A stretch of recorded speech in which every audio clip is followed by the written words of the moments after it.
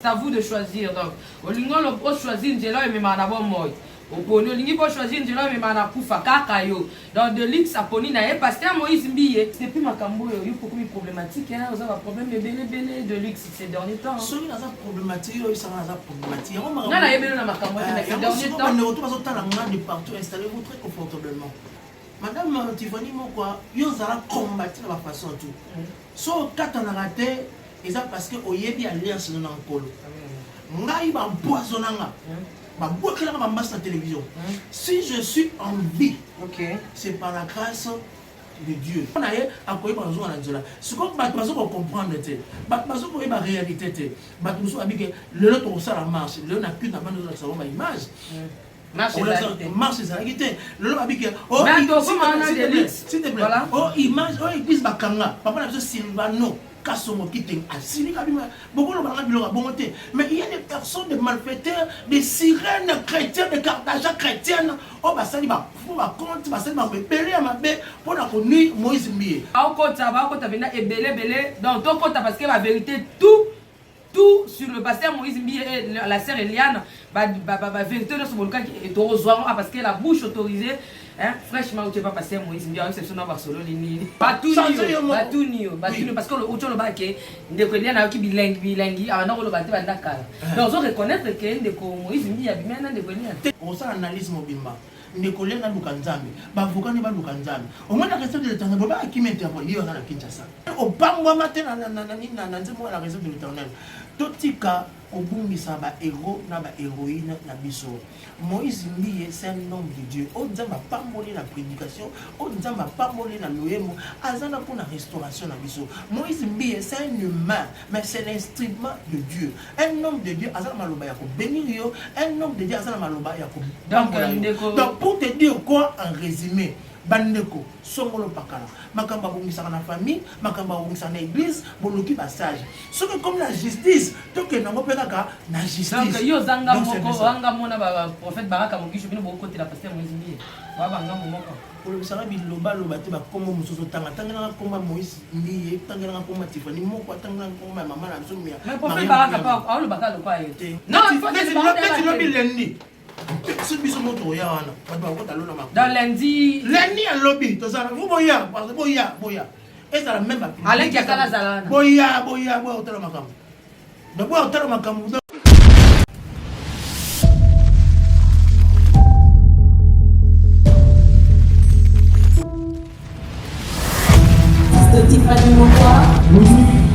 Let's go.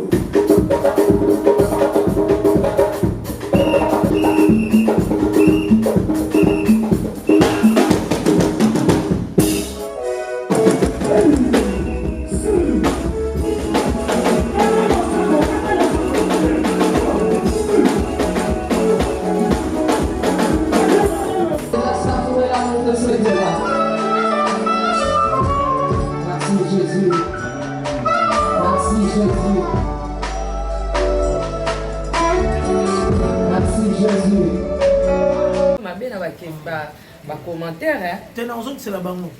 Dans zone c'est la bango on répond de bango na ninga malam. Na ninga malam. Poliment. Poliment. Oh a robunga nzele taliga hai. OK. Taliga hai. Voilà, na yambi na émission lelo de Luc Sarlo. Awa biso na poto mingi tozo yoka. Voilà, donc solo la monaye Olingo benga l'émission plus 243 89 68 38 025 plus 243 89 68 38 025 en direct na l'émission vraiment tozana de Luxe Arlo à Zupar nae quoi donc mututo aza libre quoi. La Bible nous dit, je vais placer devant vous deux chemins. C'est à vous de choisir. Donc, au lingo le pro choisir Njelo et même en avant moi.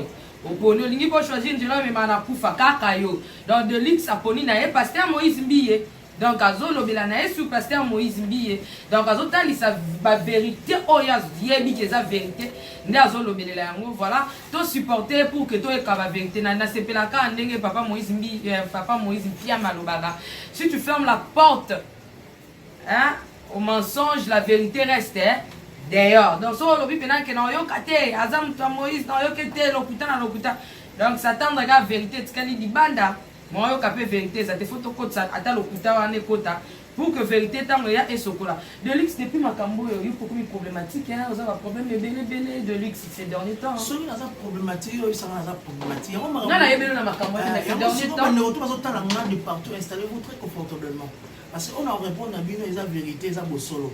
Et on se met tous dans la Bible, si vous voulez internet, dans chapitre, la Bible. Mais je suis chrétien, journaliste, sans Christ, sans quoi, sans monde, sans mon âme, sans colonne en vivre. Voilà, sans colonne en vivre. Donc c'est un peu ça. Donc, je dois dire ceci. Grâce soit rendue à Dieu, qui nous fait toujours triompher en Christ et qui répond par nous.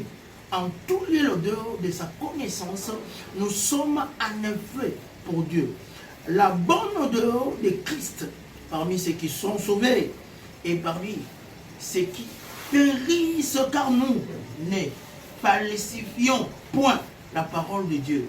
Comme font plusieurs, mais c'est avec sincérité, mais de la part de Dieu, que nous parlons en Christ devant tous ces mondes. Allez lire ça. Allez avec ça parce que moi j'aime bien appeler les allez lire ça sur 2 Corinthiens 2, 14, 17. Je vais dire ceci. Ok. Tout mani ce gros à mon avis. Ma camoufle ce gros tout à mon avis. C'est la première expérience na yo elle est misotée parce que tu vas triompher au jour de l'avenir. Madame Tiffany Mokwa, yo zala combattre la façon tout. So quand on a raté, et ça parce que oyebi alliance non enkolo. Ngai ba empoisonnanga. Ba bokelanga ba masse na télévision. Si je suis en vie, c'est par la grâce de Dieu. C'est pour ça que je bénis l'Éternel de nous avoir bénis au travers de Jésus-Christ. En Jésus-Christ, il y a tout. Il y a l'impact, il y a du succès, il y a la considération. C'est pour ça que vous êtes en train de voir que des ligues, ça le British Nekolankolo, très considéré dans le Ndenge au Saralaté, zéro bêtise. Bon, Dieu m'a fait l'opportunité à travers avec la princesse de l'Éternel qui est Madame Tiffany Moka. Mais là, ce sont vous présenter émission. Na kota na yo, so na zaki na ba mbemba ba faute. Oui, ça m'a donné des ligues, ça m'a donné ma faute. Des ligues, ça roule avec Moïse Mbié. Moi, je suis journaliste, manager, consultant. Il y a des artistes profanes, il y a des artistes chrétiens, il y a des politiciens et des pasteurs qui me consultent à mon agence qui est les acteurs du terrain. L'idéal, c'est notre priorité. Moi, les agences, c'est un haut moment à travailler. Quand on est comme Moïse a consulté par exemple, j'ai besoin que tu manages, tu coaches dans le bon triomphe, parce que c'est l'artiste prédicateur. Manager, album triomphe. Bon, on a un manager, on a la voix autorité. Consultant, on va protéger album, parce que ça va sortir le 15 février, et puis le 29 février, tu vas en Angola, et puis le 8 chansons est déjà disponible. Il y a un bon aïe, awa, et bon attends, on va répondre. Tu vas cibler l'église de Cité Bethel. Tu vas viser Moïse à Koufa, à Sila, à se fondre. Oui, maman, la sombi et Molaya, Maramounia, comme elle a plus de 17 empoisonnements. Papa Mbi, Molaya, le père de Moïse Mbi, le père de Lydie Mbi, papa Mbi et Nyon surtout. Ce qui est le hasard, bon, pour battre qui est naïf, il va se faire radio sentinelle, oui, maman, belé. Maintenant, on va battre comme ça, na bouli monaï. Si quand on a vu ce logo, on ne connaît pas Tiffany. Moïse Mbi est un humain, mais c'est l'instrument d'un colo. C'est l'instrument de la personne divine. Au moins, la vie n'a vu ce son d'accord au côté de ça. Son d'accord, il est là, bon, de la bonne aïe, à quoi il va jouer à la ce qu'on va comprendre, la réalité. Le lot au la marche, le n'a qu'une amende de savoir l'image. Marche, c'est la réalité. Le lot habite. Oh, s'il te plaît. Oh, image, oh, église Bakanga. Papa n'a pas Sylvano. Mais il y a des personnes, des malfaiteurs, des sirènes chrétiennes, des cartages chrétiennes. Oh, bah ça, il va compte, bah ça, il va me péler à ma baie pour la connaître Moïse Mbié. Oh, l'église de Kangami, bah tu vas y rater. Mais t'as l'église de l'Onga dans tout ça, t'as la popularité de Batoni pour nous voir ce que bah tu vas la Moïse Mbié était la raison de l'Éternel. Mais bah la Narama, tout à oh, on c'est là, non, Délix, la vie de Tamaloba. Et vraiment, même à tel manager concerne Maloba, des avenants, beaucoup de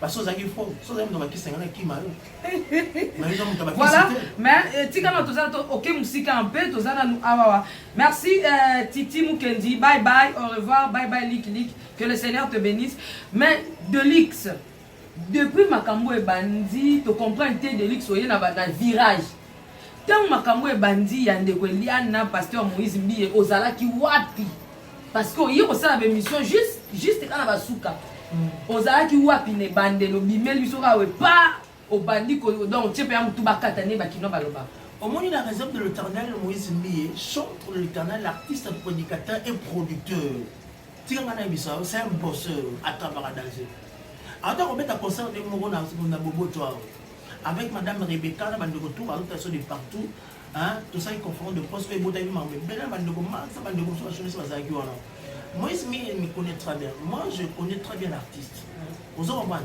tant on a consulté à personne abino ngana za na be ba mona misala maman tout ça ba diplôme de mérite tout ça va trouver mais mutu ya so les a diplôme de mérite té les a va trouver té les a que bato ba to talo na ndako ba ba ko accepter la carte de mitema na bango parce que moi de lui ça british ne kona nkolo ne kona nzakomba les journalistes animateurs au côté lola makomba biso yo vous comprenez ça qui c'est ça boisa monama et ça musala ndenge yo monana tant on t'a poni yo a bengi yo il faut on essayer au hasard na ngo bosema est-ce que de luxe na bande ko basi asa bande ko basi ndeko na mwasi moko abimi abandi ba moko abimi pone ndeko lia na bimela biso ka bongo to mola ke na ba ye oyo ti pa ça na ka elia nteme ya ndeko na mwasi to keno kala bande yo zo kende na tous les questions de Lix ata passer Moïse wala no on impact d'argent on rappelle ko tapana hein ba to amona ba zo kota déjà voilà bande ko ba kota de Lix là voilà na comprendre voilà bande ko to azomona ko rappelle les autres voilà bande ko ba kota bena ebele donc to kota parce que la vérité tout sur le pasteur Moïse Mbiye et la sœur Eliane va vérité de ce volcan qui est au parce que la bouche autorisée hein fraîchement tu pas pasteur Moïse Mbiye c'est son Barcelone voilà on l'a dit que pas de connaître neikab ande kona ya mwasi auto pesimbote voilà oui bien ah non il me tenait sur la bien makasi voilà donc ndeko na mwasi la mukika aboye abandi koloba bi de Lix ya nanga ndo moni nazako ebiso te mais moni ke pasteur X asalanga boy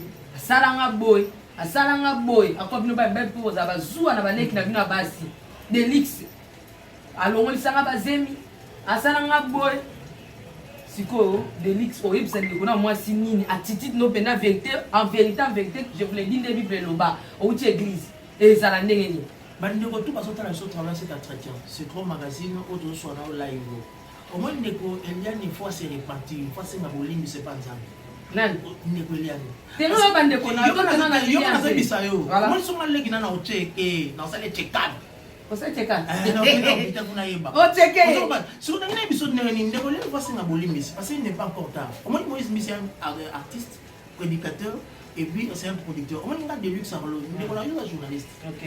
À part artiste aux amis, ils sont tous bâtis dans son texte, sur ma façon de manière en 12 heures. Nous avons pas de Nicolas.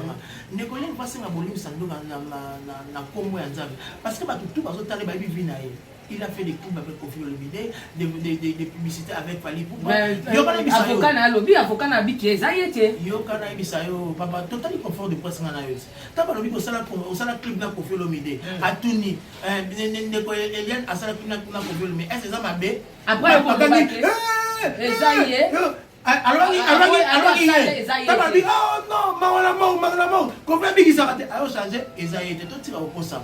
Ndeko Jimmy avocat Jimmy Ngalasi asa musala ndenge sengeli. Mo ba avocat basambisa ba bavoka bakotaka boloko eza lokwa o mosusu o babeti na lisasi aya batala bolisasi to yango eza na moto yango tolobi boye tokokende parce que babetaki lisasi docteur o atretaki ye hôpital nasalaki parce que wana kuti eza deuxième dossier wana dossier mosusu na makomediane ndenge naloba boye comme ça au moins Moïse Mbiye c'est un homme de Dieu en vrai c'est l'artiste producteur o aza na bao yo mpe soki ezalaki tiaka komba oporte baple basala babétise abongo siko ba okimani tozalaki na biso nyonso tu on a raison bakimi babenga boye basala boye to benga interpol yewa ça siko na kata Kinshasa na kisaba akimite akimite ça na Kinshasa wapi passer Moïse Mbiye en personne aye Interpol ebengi sote eloko ebengi te bango nde baosala basusi parce que eza manque bapreuve omoni eloko esungaka moto mais jusque là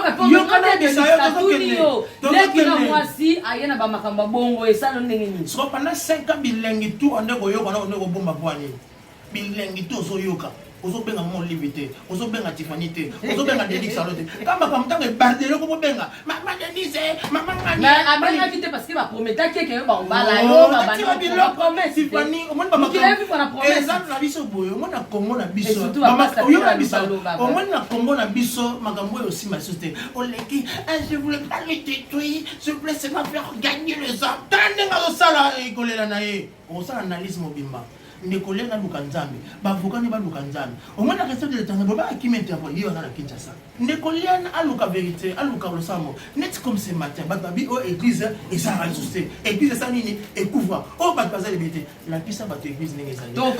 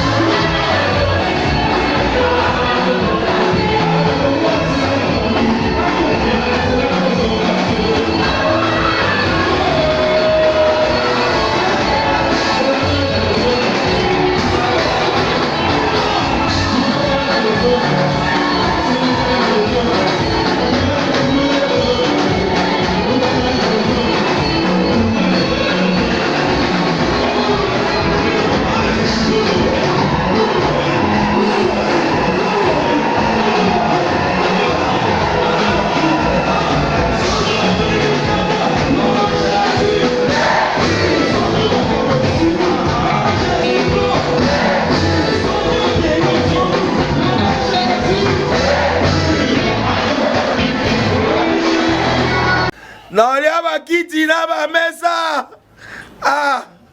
atanya ukondoko namona yo nachayo na mwamba na minito na kata pena katikata saki ya fufu. Oui, allô est-ce que tu bonjour. Boni. Et le côté et puis qu'il y a mon bureau à travailler des micros.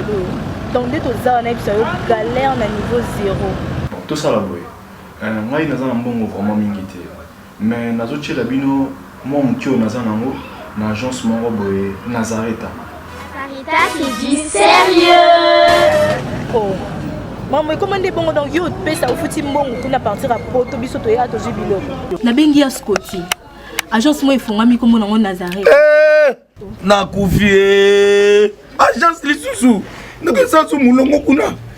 Pour on a eza mamba mulongo te yesi afuti mbongo kuna partir à poto biso tozoke ko récupérer biloko oli tika boyiko yiso mona makama bongo na monte bat papesi mbongo kuna biloko ko récupérer biloko oli na agence ezalaka mais yango bandi mama leki nanga yebisi ngai mais na ndimite na lingi na mona kimona mbeso poli kamba boye na monte na nesalamate mama yebisa ngai bapesi mbongo kuna biso to récupérer biloko kolia awa ya solo boutique Nazareta ezali boutique ou ezali à distribution ya ba produits alimentaires nasali poto sunga bandeko oyo même ba oyo baza na peu de ressources comme la boyete bandeko on baza à niveau à Kinshasa même avec un petit rien.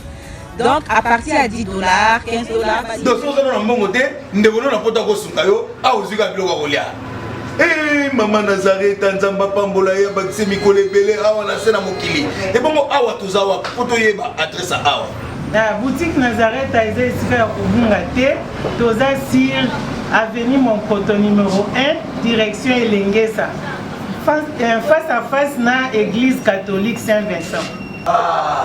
Direction Elengesa Monkoto numéro 1 à face à l'église catholique. Saint-Vincent. Saint-Vincent de Paul.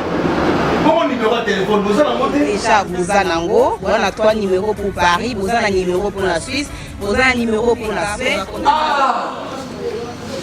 non Nazareth vous allez la Congo Sili Julia ngana kangisa kia fufu ya modé yo bandika na fufu oui pour Nazareth dans un système en bimbi na mbongo shingo bon ok vous allez Silio Ça c'est du sérieux. La kisa batu. C'est pour cela ce matin nga coupe na kamwe ndeko tivani mokwa. Na wi kuna kanda na base. Abi Delix. Na bi omoni na ko lela pa nkolo. Na ko koloba pa nkolo asala retour moko boye. Mais nkolo m'a dit encore Delix. Passez moi ça. Abi nkolo m'a dit abi Delix. Nous avons limbisa bango. Abina quatre na bango, ba serviteur de Dieu bazar, ba servant de Dieu bazar. Pour bazo et ba vérité. C'est pour ça que je dois te dire que c'est chose. La passé Moïse Mbi a limbisa ne pas. Yango na nya iso boy. Yo quand le logo Moïse Mbi a lobi lelo na quatre na tonga na quatre na kuta lelo. Alors ne prends pas toujours tes décisions, vous comprendre, tes décisions par rapport aux conséquences de ta première expérience de ta vie. Cause la décision de na vie. C'est arrivé souvent la première expérience soit un échec. Mais au fur et à mesure avec le temps, il y a des choses qui changent. Ami, transforme-toi. Parce que le autre le bac est de connaître qui bilingue avant de le battre dans Dakar. Donc on reconnaître que de Moïse Mbi a bien de connaître. Tu n'as reconnaître parce qu'il y a sur le bac, il y a un bisa Moïse Mbi. Non, le bel pasteur Moïse atikala kobimana ete yokana bisa atikala kobimana ete ngala obi soi-disant soka bimana ete soki 5 ans wana ndenge azoloba parce que la bigelo aza na 20 ans to vana maman to ça 20 ans moins 5 ça combien 15 ans donc avant ko bilo bana 15 ans mais ndeko Hélène a na cité Bethel na 2018 elle a fait seulement 15 ans na menani na cité Bethel. Est-ce que tu comprends ça? Alors que oh ba violanga ba salanga boy ba avortement forcé total ngana yo conférence de presse tala balobini o a força inga ba pesa inga ba kisa valium la lalaki ba misinga zemi wana yene mdalobaki avortement forcé bisote yemo mdalobaki siko yum dolali ba misoka zemi est-ce que le médecin avant d'émission zemi voyez ba que zemi est à combien de mois et faut que yo kana bisa yo ka to mettre ba ko bito to solo na ndenga yo kana expliquer tu es tolérant au de belo de tikate s'il te plaît pardon voilà surtout yo kana bisa non yo kana bisa surtout ni maman Marianne Mpiame pour pas longola moto grossesse il faut yeba est à combien de mois et kotaki quand na momani surtout ni maman Marianne via sa maman ayebi makambo ya basi akoyebisa yo soko tele émission na oye ba comprendre yo ba longola ni mais oko kuva yo moko na conférence de presse obi non ba longola avocat na ye timi ngala sa so banini abi non to longola ki zemi wana pour to bebi sa personnalité ya pasteur te ndeko tivani yo kanga na bisa yo ko to gende ndeko biso tu oyebi to luka mabala to luka vie ya bien homme dans biso restauration moto luka la prédicateur lokola Moïse lui la réserve de l'Éternel de konanga tivani moko atyo bena zemi yo longola zemi na ye yango nini okita na sanza oto kita omonte ko bomba masolo mais yo siko ko mita biga na sali yango pona respecter l'homme de Dieu Moïse Mbi to tiko sala bati to sala na yango na zo bisa bine ko nyoso Delis na zo bisa bine yo ma s'il te plaît ça yango na zo bisa bine ko nyoso tout toute la vie ya bana biso et puis nga lelo na za na pasi omoni mama ya papa ya Tiffany ya papa na ya Eliane soka za ilo papa na biso Moïse Mbi mengeza bien. Comment un papa, un responsable d'une famille peut accepter ce genre de choses? Mais na évité par ndeko de luxe na tuna ki okala na so mettre na comme mona yo comme beaucoup pena na lolendo bato bozanga ba pasteur Moïse ba preuve exacte ndeko na ngai c'est que au gagner procès na lobi boye ya bo gagner même ta baso kima ba procès ba sengi lendo ti lobi dozonga Moïse Mbi azana Kinshasa na tuno pourquoi pasteur Moïse Mbi a pesa ki 10 000 parce que na yambaki maman Beliane na nzela ya singa alobi ke pasteur a pesa ki bango mbongo tant ba kene tour al bosso. Est-ce que vous avez un journaliste d'investigation? Vous avez une formation? au petit ça va te le voir Roger Bak comment va dire est-ce que soit qui t'en diminuer bango Delix na vous avez pas parce que ça investigation na bango comprendre bango et ça on est you maman pas ma John Ngefa s'il te plaît soit disant prophète s'il te plaît est-ce que le prophète a quoi il million ni les prophètes s'il te plaît yo ne ko na John Ngefa na ko s'en charger non on expliquer aussi go zela 30 personnes sur 45 personnes yo dans l'action yo s'il te plaît, Delix, appelle. Ça, ce sont des bêtises, mon frère. Ce sont des bêtises à trop distinguer Tiffany Mokwa. Est-ce que les gens ont Congo, est-ce que les gens ont Abé, Bassango, pourquoi ces morts, les hommes de Dieu, ils sont en train de s'humilier entre eux? Ou les gens ne connaissent pas Bungi. Toi, à Tengami. Au Congo, de la bonne idée. On est dans la télévision, aux hommes, ils ont pas mené. Mais il commence à parler de n'importe quoi. C'est pas bien. Mais sur plateau, ça on me revoue quand même. Vous mettez la télé, la Bible, la cahier. C'est comme ça. La plateau, ils sont malais. Vous mettez la télé, la cahier, la plateau. Donc, si on a besoin d'actualité, on a besoin d'informations. Tout le monde va répondre. Non, mais tu m'as compris. Moi, je le là. Voilà. Naina tout non Delix. Est-ce que toi qui t'en sois parce que Moïse Biye comment ba yebana ki na Eliane? Est-ce que futa Eliane mbongo na o basala ba clip? Ba futa e. Tout na Christian de konae. A futa e. Mais de coller na beti a lui ba futa avec ba futa prêt. Ba porter plainte sur éviter. Moïse Biye a beaucoup de plaintes. Ba futa yo parce ba futa ka. Ba futa ka. Combien? Na so bisa. Ba futa ka. Na ko kota maram la monter la cacher na ba futa ka. Il y a un peu Eliane azana agence na e, azana asbel na e. Azana makamu na e o asala. Au moins moi on est azana. Azama ila osangana te. Akosa le lora pamba te. Yemo akoti na beton lo kaneni suka na ndenge ezali. Problème na Eliane no moni au moins batnanta basangana bango. Yo kana ese logo moko. Yo laisse-moi la plupart battu à yo kana des questions les gens yo kana ese logo moko na bisayo. Au moins moi ça basangana basangana bango te. Azama loba bénédiction au bénir et puis azama loba roboma. Soit ça serviteur de Dieu à solo. Bien solo. Net la raison de l'État. L'homme de Pao. Net William Tino, ambassadeur universel de la paix. L'homme de Pao. Net Moïse Mbiame, l'homme de Pao. Son habit l'homme en d'autres n'a rien été. N'a aussi c'est la kiltneta. Tu n'as répondu maman. Na tout ni boye, na lobi boye. Deko Delix ce n'est pas la première fois. Ba critère ni pasteur Moïse Mbia Zakanango avant zo muto apotisa ina kata clip na yi parce que zamba liboso ta abengisaka boxeur wana o ya molongi ça a toujours créé des problèmes jusqu'à ce que boxeur wana kata même na Bible. OK, lui fait. Donc ba surtout bazaka na faute ka pasteur Moïse Mbia ka na raison. La personne de l'Éternel, laisse-moi te dire la star journaliste prédicatrice enseignante. Où ça peut mettre la Moïse Mbiye, où ça peut mettre la réserve de l'Éternel au compagne dimensionnel. Vous comprenez? Au préjugé, na musika ils ont ma bien. Où ça peut mettre au comprendre. Vous comprenez? C'est pour ça que je viens. Tant que le bien, nous allons triompher malgré les oppressions, malgré leurs propres. Parce que Moïse Mbiye a gagné procès. Ah, mais pas preuve exacte. Mais Delix, comment aujourd'hui? Est-ce que y a bien les lots? Bah tu combien bah on sait que la masse va kangai bah on a gagné na bolo. Bah masse va tu commences. Na kanise ba. Na kanise ba toi na ba musicien ba ex musicien parce que Moïse Mbiye Jérémie. Ba yo kana biso ça lo ko bomba te. Ndeko na Tiffany Moko. Omona téléphone na ba texto ekotaka mabe na ba vidéo na ba ndeko bazotala biso na nini na andira ko ça. OK. Ata yo moko boza, mona tozo mo sibito ko ba téléphone ekotaka. Tant que tu as vu téléphone na ya et le ngona bilo sala na réinitialisation. Le ngona bilo to. Totango au vandi au non, to immédiat to ba téléphone na ye. Omona sona na téléphone na yo. Na o ba téléphone ko kangisanga. Omona sona na téléphone na o ba vidéo.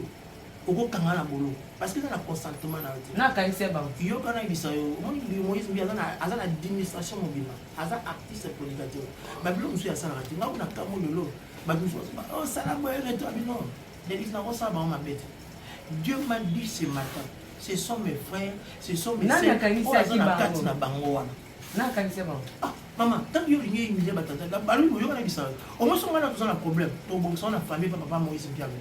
Tu as un problème, tu as quatre églises. Au moins, on a un problème, comme on a l'État, on a besoin il y a l'autre, il y a des il y a tout bien ça. Tant que comme on a il faut ça avec évangélisation, le ministère, il y a Samsung. Delix, gauche-droite,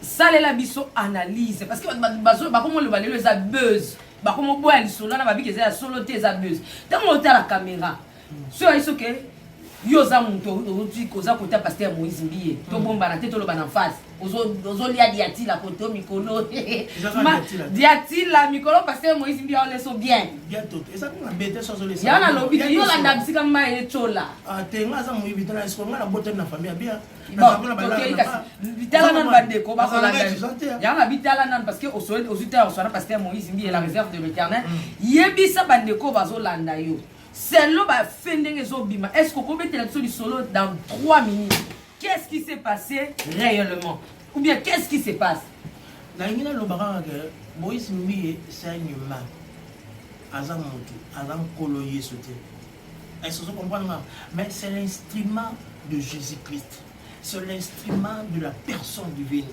vous comprenez okay. À tout moment monsieur mutako koya pour répondre au bon de la première zone c'est la normalité mais il y a ce bande de retour aux autres de partout la réserve de l'Éternel c'est un homme de Dieu en vrai moi Moïse Mbiye m'a rien donné c'est seulement son onction qui mature tu vois ni yo za ba besoin mo belé ngata mo benga pour no benga parce que tu avais vu quelque chose à moi au moins soit Moïse allait dans le pamba dans mon pazanga maman toi tu pour mona ba gege ninge tumisa ki batu musu balobi bolingo nanga ye oyo hein bolingo nanga ye batalo ndanga yesu na makambo toujours pasteur Moïse Mbiye pourquoi seulement pasteur Moïse Mbiye batu bazo c'est la vidéo ya pasteur Mbiye le roi l'avènement de Christ au bon tika ko mona te au lieu de se concentrer dans la vie na biso au lieu de se concentrer dans la projet na biso au lieu de se concentrer dans l'élévation na biso ba c'est là ba mona kaka nidité ya pasteur Moïse Mbiye net ndiko Eliab yo zaki na relation na ndiko Moïse ba bila kisa biso épreuve attendez puisque ya j'aime ya bamba exacté ni solo parce que na ba solo yo na biso yo na biso na s'il vous plaît c'est le boté na micro te na boté te yo ngana kende batu balobi o église ekangami tala église batu balobi o batu bayaka lisusu te est-ce que vous imaginez makambo eso sama na mboka na biso bongo même ko créer ba sozi ya Moïse Mbiye bazui mutu o basangisi na koro est-ce que vous na congolais ça manam ata yo moko ndeko Tiffany to sola te to lo bato ndeko na ngai la réserve de l'Éternel est-ce que toi non pika tala nze moi la réserve de l'Éternel non au pangwa matin na nze moi la réserve de l'Éternel totika obungisa ba héros na ba héroïne na biso Moïse Mbiye c'est un homme de Dieu on nzamba pamboli la prédication on nzamba pamboli na loyemo azana pour la restauration na biso Moïse Mbiye c'est un humain mais c'est l'instrument de Dieu un homme de Dieu azana maloba ya ko bénir yo un homme de Dieu azana maloba ya ko donc pour te dire quoi en résumé bandeko songolo pakala makamba bongisaka na famille makamba bongisaka na église boloki passage soki comme la justice toke nango pe kaka na justice donc yo zanga moko wanga mona ba prophète Baraka Mogisho bino boko côté la pasteur Moïse Mbiye wa banga moko pour le sala biloba loba te ba komo musoso tanga tangana koma Moïse Mbiye tangana koma Tiffany moko tangana koma mama na nsomia mais prophète Baraka pa aolo bakalo kwa yo te ngana imaka mwana te andolo ba mboni yo la ni émission salité te na imaka mwana te en fait Baraka wasana tala oui Delix wana osala moyen prophète Baraka te obanda olobi depuis quand ozobi la pasteur là zaki na prison ah tina imaka mwana te Tiffany moko tuna mama Moïse Mbiye tuna mama Delix ablo bitete ne so beba ene betanga masolo ya madame donc beba na pasteur Moïse Mbiye la réserve de l'Éternel chantre de l'Éternel mwana oyo oba parane ezate ya libala ya to fanda eza libala oyo nzamba linga lokwa papa na biso Moïse Mpiame na mama Miriam Mpiame tala lelo chocolaté ozo bineso so kan kadima na mokyo na ba chocolat Delix, donc, pour Nayo, affaire Eliane, et affaire mon fondé, bah, c'est les affaires mon fondé, les affaires mon monté. Donc, Moïse, Eliane, à cause c'est passé Moïse Bakaf. Oui, à cause c'est la zone gagnera diati, la zone gagnera tatou. Il y a un peu ça qui il y a un bien 5 années, limbi ça 5 années, et puis Moïse a pardonné. Exactement, que bon, exactement. Le lobby, le acte est dérangé par tout. Non, mais Francis, on les rapprocher de l'excellence et de la réserve de l'éternel. De l'extrême, tout n'a eu. Exacte que basirance au comme exacte que possible négocier na CCC ndenge comme na on lelo likambo boko l'exape Eliane on laisse moi Mikia Eliane de ka kesenga pardon lobaki comme na moi na kine za na sala pe moko bankolo Yesu na loba nzambe na bomoi ndeko bikisinga na maladi ya mbasu na elongi defo ndeko bikisinga na empoisonnement. Je dois toujours soutenir les hommes de Dieu.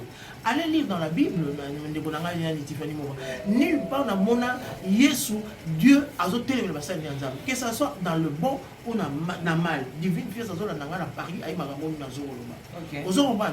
Alors, il faut toujours soutenir les hommes de Dieu. Mon tasso peut son prédication. Mon tasso peut son prédication. À son peut son restauration. Tu peux passer à Moïse à Ibsakwa Balate quoi? Très bientôt, chaque chose a son temps. À ça, oui. Chaque chose a son temps. À ça, oui. Chaque chose a son temps. À ça, mais ne voit bien son Eliane, ça qui t'ouvre. Mais c'est parce que Eliane, ils ont fait ma vie. Je suis marié. Bandeko va participer.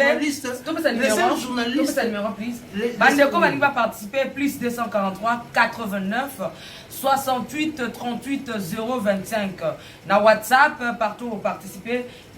89 68 38 025. Vous participez dans 4 émissions. Au lingo tout na Delix ma question.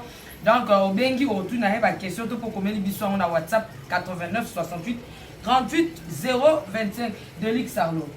Balobi que c'est Trina pe anazemi ya patia mo. Totala ngana bande ba kotala. On kitalelo. Est-ce que Delix na certain pour qu'il o la tsabamo. Vela. Baba ki azante akili kutana zemi. Auti na Gabon to beta bandule na za artiste international. Na mpesi bande ko mona. Voilà yango. Tala est-ce que mutu azana zemi aboza la tout amo.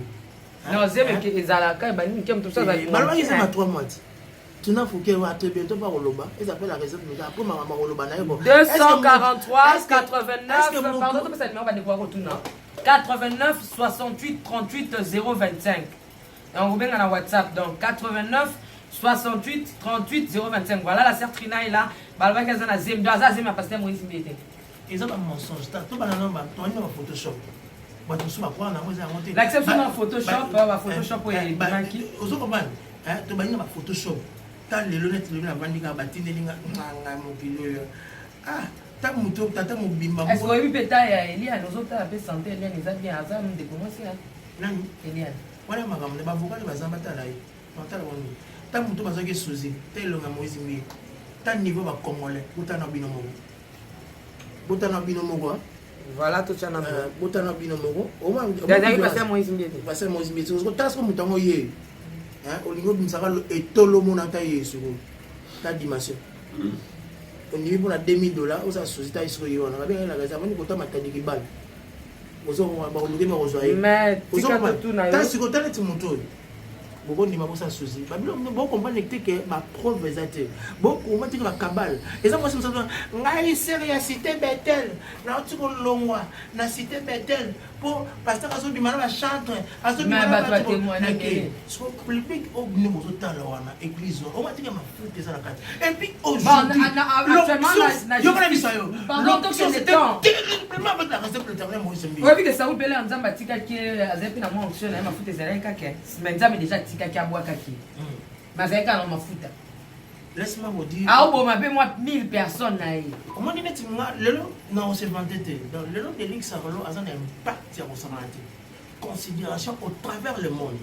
Au moins la vérité dans son on a comment on sabino pas baïnga. Ils ont le masse en sous bande de quoi même sous bagan sous ba comme on va produit fini parce que impact ba vacuum exact. Mais bis sur la vacuum. Au moins Moïse Mbi la réserve de l'éternel ni azawana.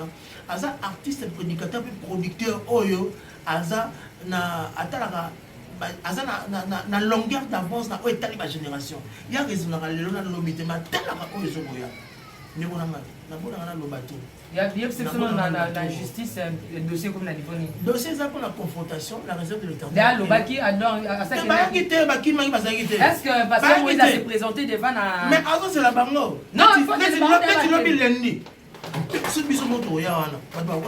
dans lundi à lobby to ça vous boya parce que boya et ça la même Alain qui a la zala boya otala makam de boya otala makam sala kona boya ukole mama na salaka wana bana Israeli bazoleka Egyptien na sima ngana salaka na katikati kote shosho ba Egyptien bazolaka biso batikali te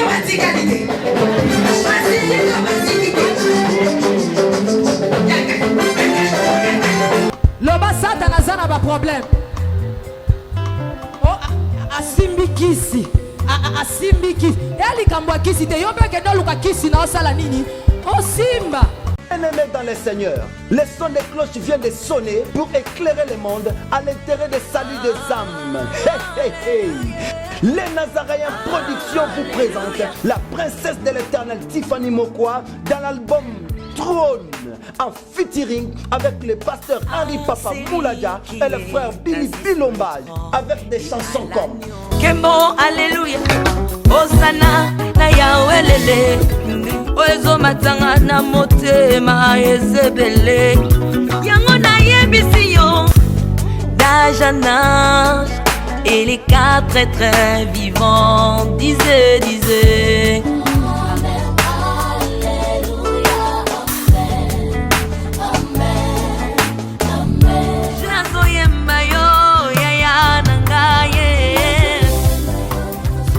Yozali Isolo nanga ya tango pasi ya Procurez-vous massivement de cette œuvre à travers les plateformes de vente et de téléchargement telles que Les Nazaréens TV, Amazon, iTunes, YouTube et autres. Hey, hey, hey. Les DVD et les CD sont déjà disponibles. L'album Trône toujours en marche. Déjà en France, appelez-nous au plus 33 65 93 16 781. Mamae, bateau-toi France, ce n'est pas encore fini. Comme je le disais, contactez-nous au plus 33 65 93 16 781. Une seule adresse. Au numéro 112 de l'avenue Songololo, croisement Prince Kassavubu, dans la commune de Kinshasa. Que El Shaddai vous bénisse. Shalom peuple de Dieu, que la paix de notre Seigneur Jésus nous comble, parce que tous nous avons besoin de la bénédiction de l'Éternel. C'est la sœur Tiffany Mokwa, la princesse de l'Éternel, la présidente du Parlement céleste, députée Kwanabanda Kunabino. En tout cas, la Bible nous dit, vous connaîtrez la vérité et la vérité vous affranchira. Nouvelle Ezakaka, tu peux communiquer, information, c'est que les Nazaréens ont moins souci, vraiment souci, mon côté technique. Voilà pourquoi nous vous supplions, nous vous demandons, s'il vous plaît, d'ailleurs que vous acceptez Rabiso na banda kuna bino ka lo lenge tozali. Vraiment to senga na bino na bolinga nkolo, bayo bolinga ka kolanda mingi les Nazaréens. Vraiment, bosunga biso, bo s'abonner na les Nazaréens News. Donc, neka ke komami wana les Nazaréens News parce que les Nazaréens au ya Kinshasa ne oboye baki liboso ezu un petit problème technique. Donc, moi et toko tsaba vidéo, il y a milai eza vraiment pour l'instant. Donc, voilà pourquoi na bolinga musalo tozala nango tosala libino les Nazaréens News. Dans les Nazaréens News nde ya bino les Nazaréens News le ezaka les Nazaréens donc ndakwa les Nazaréens famille les Nazaréens toujours mais news obetika les Nazaréens News ndenge ba komi wana o cliquer na place ba komi s'abonner au s'abonner massivement donc il faut s'abonner ou puis moninga s'abonner ou puis de quoi s'abonner donc vous s'abonner massivement s'il vous plaît ba bolinga nkolo bolinga la sœur Tiffany, bolinga la princesse de l'Éternel. Je vous aime beaucoup de l'amour de Christ. Donc, je disais tantôt que les Nazaréens ont un petit problème technique. Voilà pourquoi nous vous supplions de s'abonner sur les Nazaréens News. Ces derniers temps, nous utilisons beaucoup plus les Nazaréens News parce que les Nazaréens Kinshasa a un petit souci, un petit problème technique. Que le Seigneur nous bénisse, que le Seigneur vous bénisse parce que tous nous avons besoin de la bénédiction de l'Éternel, car la Bible nous dit c'est la bénédiction de l'Éternel qui enrichit, ne fait suivre d'aucun chagrin. Au moins, quand émission Tali attaque au Tali, donc toujours sous kakana ba minute 1 minute 2 minutes 3 minutes parce que moi to ke mula ezate donc ba témoignage au landio table sainte au landier mission ka au landa oyo attaque oyo landia muke oyo. Donc cliquez le lien où ils en a sewana après titrage kazo elandaka wana. Donc sur le moni titrage na sewana au mona lien. Alors cliquez le lien wana et vous mettez directement dans les Nazaréens News. Donc cliquez kaka donc au tali attaque au moment titrage ezawana. Ce qu'on a c'est à titrage wana au moment lien. Final lien wana et vous mettez dans les Nazaréens News. Quant à moi, je suis rempli, je suis comblé de joie pour Bokozala, beaucoup s'abonner et belé. Ciao.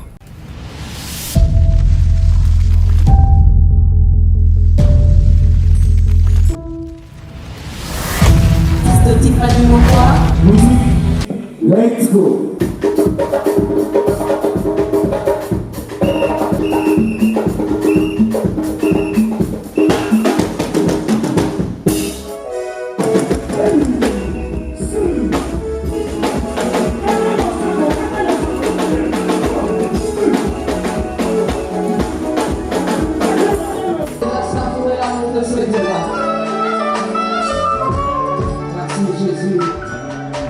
Merci Jésus.